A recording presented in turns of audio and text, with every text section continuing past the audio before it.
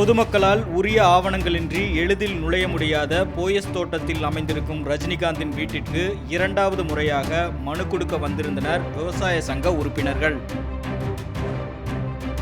கங்கையிலே ஒரு நாளைக்கு 60 டிஎம்சி தண்ணி கடல்ல போய் வேஸ்டா விடுவது.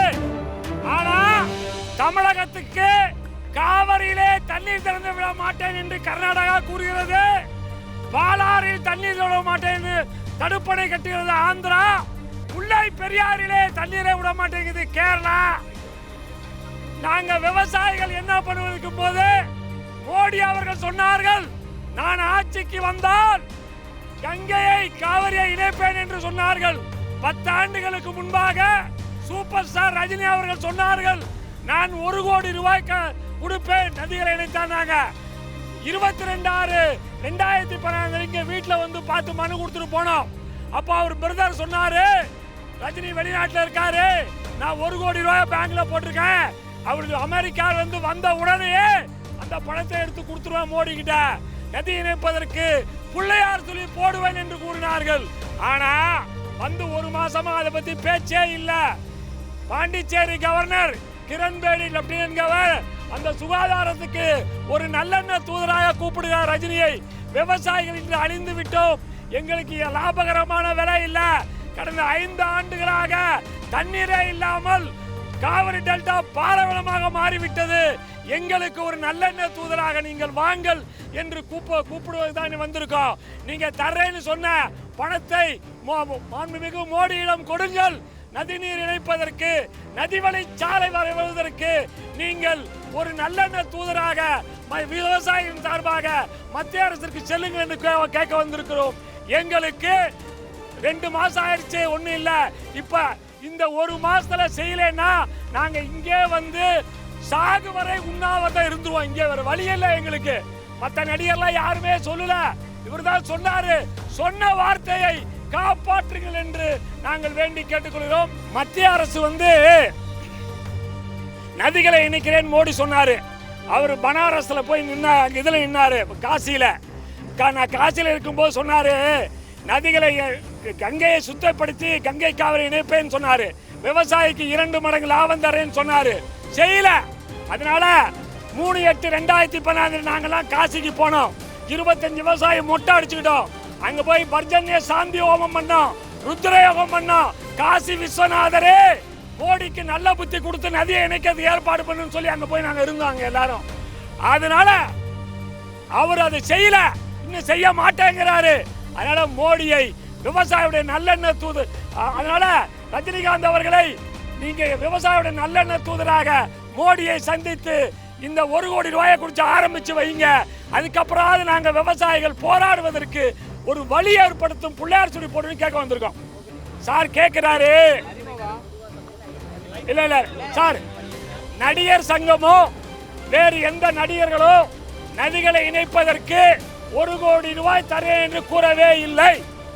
கடந்த 10 ஆண்டுகளுக்கு முன்பு கர்நாடகா காவிரி பிரச்சனை வந்த பொழுது மரியாதைக்குரிய சூப்பர் ஸ்டார் ரஜினி தான் 1 கோடி தரேனாங்க. சொன்னதை செய்யுங்க, கொடுக்கிறேன்னு சொன்னதை கொடுங்கன்னு தான் கேட்கிறோம் ஒழிஞ்சு நாங்க ரஜினிக்கு எதிர்ப்பாக போராடவில்லை. சொன்ன வார்த்தையை காப்பாத்துங்கள். வேற நடிகர் யாரும் சொல்லலையே, யாராவது சொன்னாங்களா கொடுக்கிறேன்னு? சொல்லல. நடிகர் சங்கம் சொல்லல, வேற யாரு சொல்லல. அதனால அவர் கொடுக்க வேண்டும் என்று நான் கேட்டுக்கிறோம். சார் நாங்க விவசாயி சார், ஒண்ணுமே பண்ணல சார், கிடையாது. பரிதாபமா விவசாயி சார், நாங்க தீண்ட தகாத காவல்துறையினரின் கடுமையான கட்டுப்பாடுகளுக்கு மத்தியில் வந்திருந்தவர்களில் 3 பேர் மட்டுமே ரஜினிகாந்த் மற்றும் முதல்வரிடம் மனு கொடுக்க சென்றதோடு ரஜினிகாந்த் மற்றும் முதல்வர் ஜெயலலிதாவின் வேலையாட்கள் மூலமே தங்களது மனுக்கள் பெறப்பட்டதாகவும் குற்றம் சாட்டினார். விவசாயிகள் இந்த நாட்டுடைய முதுகெலும்பு, விவசாயிகள் தான் இந்த நாடே விவசாய நம்பி இருக்குது. லால் பகதூர் சாஸ்திரி சொன்னாரு, ஜெய் ஜவான் ஜெய் கிசான் சொன்னாரு. ஆனா இன்னைக்கு விவசாயி 2ஆந்தர குடிமக்களாகவும் அடிமைகளாகவும் தீண்ட தகாதவர்களாக நடத்தப்படுகிறார்கள் என்பதற்கு இன்றைக்கு ரஜினியை பார்க்க வந்த எங்களுக்கு கிடைத்த அனுபவம், முதலமைச்சரை பார்க்க வந்த எங்களுக்கு கிடைத்த அனுபவம், விவசாயிகளே நீங்கள் இந்த நாட்டில் முதுகெலும்பு கிடையாது, நீங்க இந்த நாட்டினுடைய அடிமைகள் என்று எங்ககிட்ட மனு வாங்கினது யார் தெரியுமா? ரஜினி வீட்டில் ஒரு லேடி வந்து பிஏன்னு சொல்லி வாங்கினாங்க, முதலமைச்சர் வீட்டில் ஒரு பியூன் வாங்கினார். அவ்வளோதான். ஏன்னா எங்களை விவசாயிகளை மதிப்பதே அவ்வளவுதான். யாரையுமே அதை வழி நாங்கள் விட்டதே கிடையாதுங்கிறாங்க. வேற என்ன பெரிய பெரிய கார்பரேட் கம்பெனி முதலாளிகளும் அழைத்து பேசுகின்ற தமிழக முதலமைச்சரும் மற்றவர்களின் விவசாயிகளை ஒரு கேள்விக்குறியாக, விவசாயிகளை ஒரு அடிமைகளாக, விவசாயிகளை ஒரு தீண்ட தகாதவர்களாக பார்த்ததுதான் எங்களுக்கு மனவேதனையா இருக்கு. இந்த நாட்டில் ஏண்டா பிறந்த விவசாயி, இந்த நாட்டில் ஏண்டா பிறந்து பேசாம தற்கொலை பண்ணி செத்துக்கலாம் கூட ஒரு விவசாயம் இருக்கு. அவ்வளவு கேவலமாக எங்களை ரொம்ப கேவலமா இருந்துச்சு பார்க்கறதுக்கு. நாங்க விவசாயி முதலமைச்சரை பார்க்க கூடாதா, இல்ல விவசாயி இந்த ரஜினிகாந்தை பார்க்க கூடாதா? ஏன் எங்களை எப்படி கேவலப்படுத்துறாங்கன்னே தெரியல. எங்களை எல்லாம் இந்த நாட்டை வாழ தகுதி இல்லாதவர்கள், விவசாயம் விட்டு ஓடி போயிருங்க. நாங்க வந்து பெட்ரோல் கம்பெனியும் கேஸ் சிலிண்டரும் மீத்தேன் எடுக்கிற கம்பெனியை ஆரம்பிக்கிறதுக்காக எங்களை விரட்ட பாக்குறாங்க போல இருக்கு. இல்ல ரியல் எஸ்டேட். அதனால நாங்க போய் பார்த்தோம், எங்களுக்கு பதில் சொல்வதற்கு உரிய ஆட்கள் அங்கே கிடைக்கவில்லை. முதலமைச்சர் தரேன்னு சொல்றாங்க, ரஜினிகாந்த் தரேன்னு சொல்லியிருக்காங்க. அதனால இன்னும் ஒரு மாசத்துல எங்களுக்கு சரியான பதில் கிடைக்கவில்லை என்றால் அடுத்த மாசம் இங்க சாகு வரை உண்ணாவிரதம் நாங்க வருவோம்னு சொல்றோம். இங்க வந்து தற்கொலையே படிக்கிறத வழியே இல்லை எங்களுக்கு. ரஜினிகாந்த் வீட்டில் அந்த பிஏன்னு ஒரு அம்மா வந்துச்சு, அந்த மனுவை வாங்கிச்சு. நான் இது ரஜினிகாந்த் கையில் ஹேண்ட் ஓவர் பண்ணிடுவேன்னு சொல்லியிருக்கு. அம்மா, ஒரு மாதத்துக்குள்ளே எங்களுக்கு நீங்கள் வந்து இந்த பணத்தை 1 கோடியை கொண்டு முதலமைச்சர் பிரதம மந்திரிட்ட கொடுக்கலன்னா சாகு வரை உண்ணாவிரதம் இருப்போம். நாங்களா கேட்கல இந்த பணத்தை, ரஜினியா கொடுக்குறேன்னு சொன்னார். வேற நடிகரெல்லாம் சொல்லியிருந்தா அவங்ககிட்டையும் கேட்டிருப்போம். பணத்தயாரிப்பாளர் சொன்னால் அவங்ககிட்ட கேட்டிருப்போம். நடிகர் சங்கம் சொல்லியிருந்தா அவங்ககிட்ட கேட்டிருப்போம். இவர் சொன்னதுனால இவரை கேட்குறோம். கொடுக்க சொல்லுங்க, இந்த மனுவை நான் கொண்டு உடனே கொடுத்துறேன் இன்னைக்கு அப்படின்னு சொல்லிட்டு போயிருக்காங்க.